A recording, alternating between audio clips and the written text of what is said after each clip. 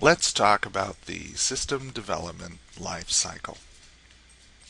Any computer information system can take a bit of effort to develop, and so it's a smart thing to break it down into distinct phases. For example, there's the analysis phase where you talk to customers and find out what the problem is, what they need. There's the design phase where you take that information and you design an answer to the question, a solution to the problem. There's the build phase where you construct the system, and the deployment phase where you hand it back to the customer. And finally, the support phase where you help them use it to the best advantage. Each of these phases requires a different kind of thinking, a different kind of work, different activities, even different ways of communicating. In the analysis phase, you're talking to the customer in their language. In the design phase, you're talking to other technologists in their language. In the support phase, you have to respond to every interrupt, to every new problem that comes along. In the design phase, that just messes up your train of thought. So it's good to break the system development process down into these phases. Now, we used to think that these happened one after the other, kind of like a waterfall, where you would sit down and you would analyze everything that needed to be analyzed, and you'd throw the resulting set of documents over the wall to some sort of design team, and then they would figure out the best solution, and then they'd throw it over the wall to some other coding team, and blah blah blah blah. Down the pipe it would go. Big systems take, a year and a half, 2 years, 3 years to develop. And by the time you're done, what you've built doesn't look anything like what anyone wanted. So we realized we needed to chunk this up, to break it up into smaller chunks. And more importantly, we needed to think about this whole process as a cycle. It's something you do over and over again. In fact, if you break the system down into a small enough piece, you can take just a subset of the features, completely analyze what they need to do, design a great set of features, build them, and show them to the customer in just a couple of weeks or maybe a month. That way they can tell you right away, yes, that's the system we want. And you do this a couple times and pretty soon you've got enough functionality that the customer's ready to go. This is called an iterative process. Now, the kinds of activities you do in the cycle, whether it's an old-fashioned long cycle or one of these new cycles, the activities are the same. So let's take a look at each one of those phases. Now, first of all, usually there's an existing system. Usually there's, even if it's just paper and pencil, there's something that the customer does today, there's some software that they use today that they use to do their job, to do whatever it is they want you to do better. So listen to what they say about the old system, what works, what doesn't. Everything in this cycle is designed to take what the customer says to you and turn it into something of value for the customer. It's all about the customer here. Now you go to the next phase, the analysis phase, and there you go deep into understanding the customer's perspective, understanding what do they need, what pain are they feeling, what's the problem. You can do more interviews. They'll tell you exactly what they want. Sometimes what they tell you they want isn't really what they need, so it's useful to go on ride-alongs, to actually do their job with them and observe them doing what they do. If you've got a large customer base, you can do surveys. There's all sorts of ways of finding out what does the customer need, how does the customer think about it. In this phase, you create diagrams and documents, and they're all in the customer's language. If they call something with particular names, you use those names. Now, you may not use those names inside the system. You may not write your software with those names. But the documents and diagrams that you create in the analysis phase are for communicating between your team and the customer. Now, once you've got that solid, you go on to the design phase. Now, this is where you've got a pretty good handle on the problem. Now you want to think about what's the solution. What are the range of different solutions? Some of them might be expensive. Some of them might take a long time. Some of them might be very cheap. You look at all of the spectrum of what can we do for this person? What can we use? What technologies are available to us? What other products can we buy that might do the same job? Again, you produce documents and diagrams and that sort of thing. But at this phase, you also start prototyping. Early on, you can even use little bits of paper and show the customer, okay, you'll have a screen like this, and then it'll do something else. What do you think? As you go along, the prototypes get more sophisticated. You go to wireframes and mock-ups and things like that. You might even write code to show them this is how it'll actually feel. Code you might end up throwing away.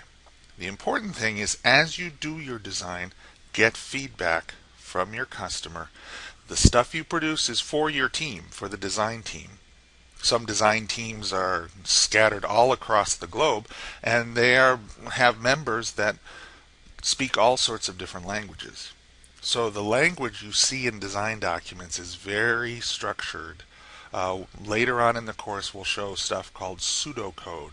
We'll always have different diagramming techniques.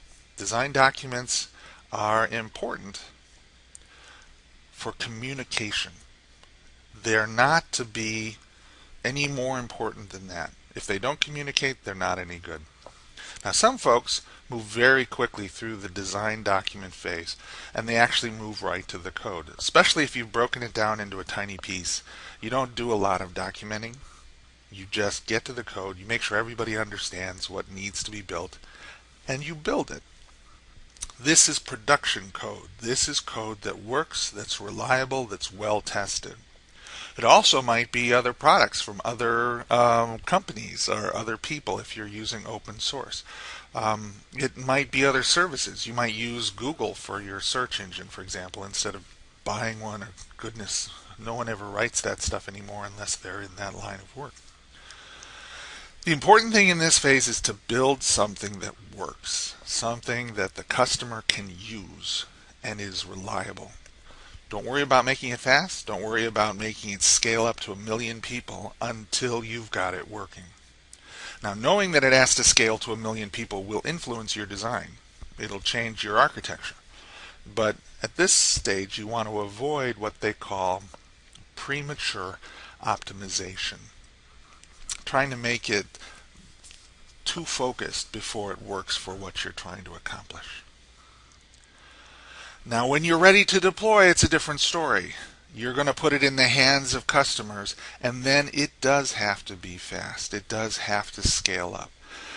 When you deploy a system, an IT system, it's called rolling it out. You give it to some customers, then you give it to more customers, then you give it to more customers, and you scale up your operation as you take on more and more customers. Two things are very important. One, if you're replacing an existing system with a new system, you have to make sure you don't disrupt people's jobs. They have to be able to switch cleanly from one to the other. Second, as you're ramping up from the early adopters to a wider audience, you have to make sure that you don't mess up your current customers. You know, if you add 1,000 more customers and the system dies, that's not good. You have to scale up intelligently. Rolling out systems is a very interesting discipline. And then finally, you're in this wonderful situation, again, where you've got real people using your system, and you can actually learn so much in the support environment. That's some people think that the job's over at this point, but no, in fact, the job is just in its richest phase when you've got real people using your product. Strangely enough, people will ask you for new stuff, but they won't like it when you give it to them. People don't like change if it leads to more work. I mean, who would? So if you've done your analysis correctly and you've built the system and you've gotten your feedback from the customer, you know it's the right system. Help them over that little barrier through training, through close support, talking to them, calling them up, making sure they're happy. Separate any kind of first impressions they might have just because it's different from what really might be a problem. If you've done your homework well, you'll find that people are very happy with the new system after a little. Some of them take to it right away. Each one of these phases includes testing.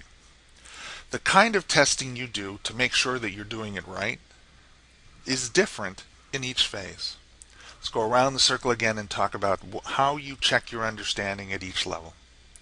In the analysis phase, again, you've got those documents. You say this, in our course when we're working on websites, we'll show mock-ups, we'll talk about behaviors. When we do databases, we will show them business rules and entity relationship diagrams, and we'll show them a schema. At this point, you show them what you think you know, and they tell you whether you're on track or not. You do this in document reviews, follow-up interviews, whatever you can do to get a little bit of their time and get the feedback.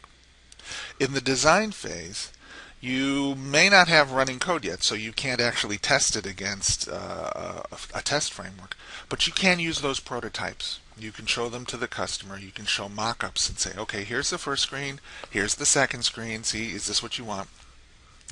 As you get closer to real code, you can actually show them working code, and you can run programmatic tests. There's a very interesting trend going on in software development called executable specifications, using a language called Gherkin in a tool called Cucumber. But we'll deal with that later when we talk about programming. When you're actually building, you've got code now, it's production code, it's ready for someone to actually use it and try it. You can use something called alpha testing. That's where you take the other people on your team and select customers, put them all under a non-disclosure agreement, and actually give them the code, have them use it. You have to be careful here. If you must always give customers what you are prepared to release. Don't show them half-finished work. Don't show them first drafts, because they might actually say, that's good, let's ship that. Then you're done, and you better have code that you're ready to deploy. In the next phase, in deployment, you start to roll it out to a larger and larger set of customers, and this is called beta testing. It's outside the team. You give it to a kind of person called an early adopter. These are people who love risk, who love having the latest and greatest things.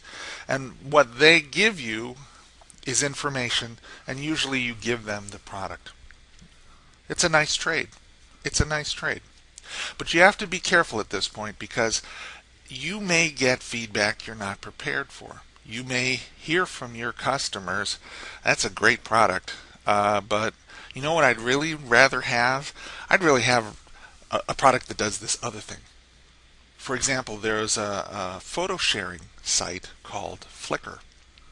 When they started out, it was something else. I don't know, a dating site or something else. I don't know what it was. And when they did their initial testing, their customers said, well, I don't really need that thing, but I love how easy it is to share these photographs.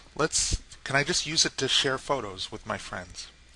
And they changed, and they built something that shared photographs. Very successful. So be prepared to listen to your customers, and be prepared to change your plan if that's what you need to do. Finally, you're back in this wonderful state where you've got real customers using your system. Now you have real data. Your product itself can tell you, well, they clicked on this, and they said that was good, they bought this, they produced that. You can find out what the customer really does in real time, and there's nothing like real data to help you understand how the product is succeeding or failing and what you need to do in the next iteration.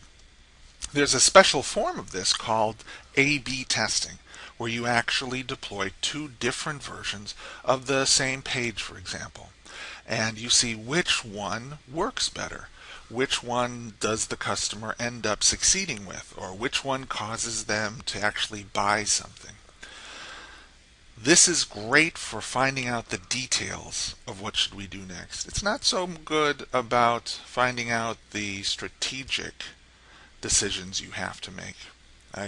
This kind of testing will never tell you, should I produce an iPhone or some other breakthrough product, but it's great for optimizing an existing product. So we've gone through the different phases, the 5 phases of the system development lifecycle. You may have seen that I've left out planning until this part of the presentation.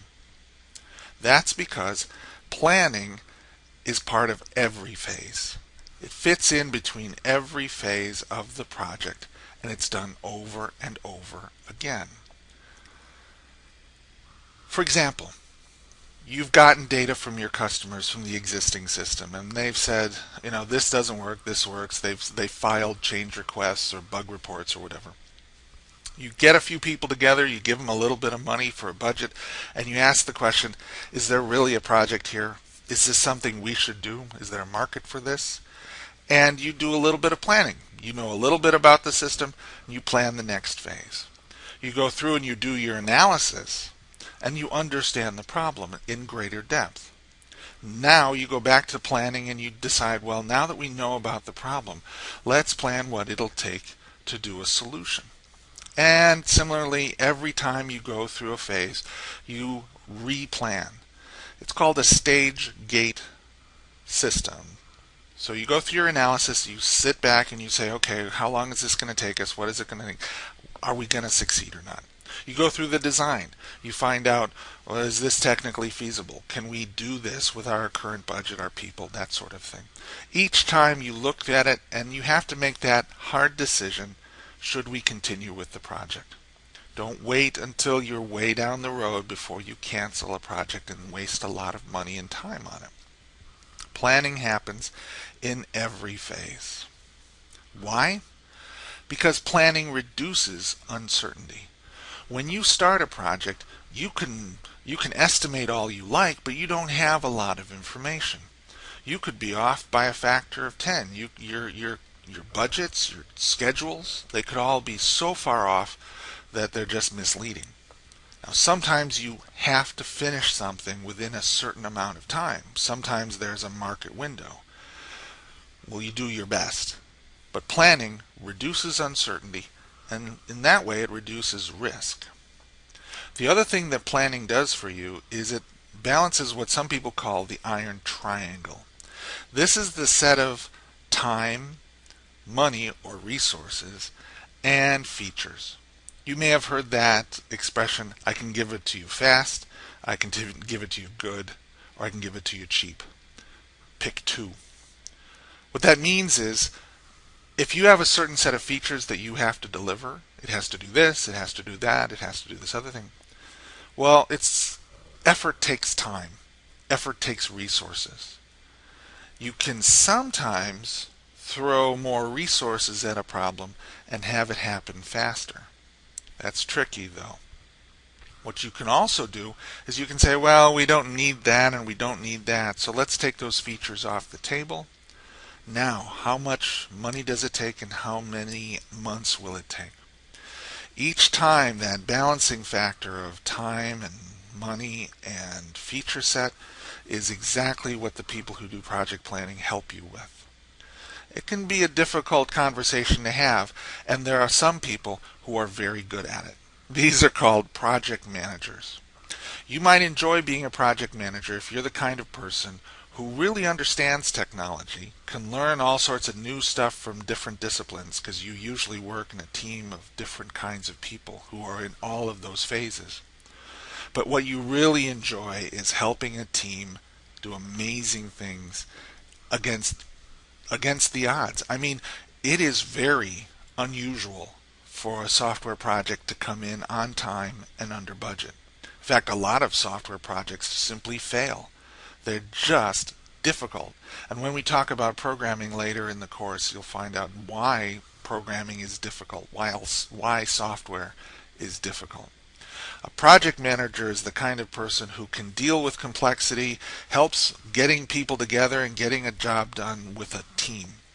It's a fun job. It can be tough, but it's a fun job. The important thing to remember is that every time you update the plan, it's still wrong. it still is inaccurate.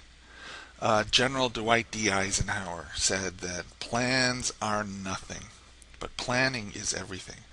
This is the guy that was in charge of the Normandy invasion in World War II, a gigantic undertaking. This is a guy in his presidential administration, they built the interstate highway system, giant projects. You'll get people who want you to start out with a plan and to stick to that plan all the way through the whole cycle. As much as I would like to say that's possible, it really isn't. Learn from each thing you do and update your plan every time, and you'll ship faster than someone who doesn't. That's about all I can say. So let's summarize the system development life cycle. There are these phases: analysis, design, build, deploy, and support. And they have individual tasks for each one. First you understand the problem, then you understand the solution. You build a solution, then you scale it up, you deliver it, and then in support you help the customer and you listen to them. Each of these phases has unique kinds of outcomes or deliverables. User documents, things that are in the user's voice, technical documents and prototypes. Eventually you get to the point where you've got functioning system and you can hand that to customers. The ultimate goal of this thing is to have people who are enjoying themselves, who can work a little bit less than they could in the last system, who are delighted and they're happy that you helped them out. And then remember, all the way along the line, there's planning. In between the analysis and the design phase, in between the design phase and the build phase, in between blah blah blah, in between every phase and the next, you go back and plan.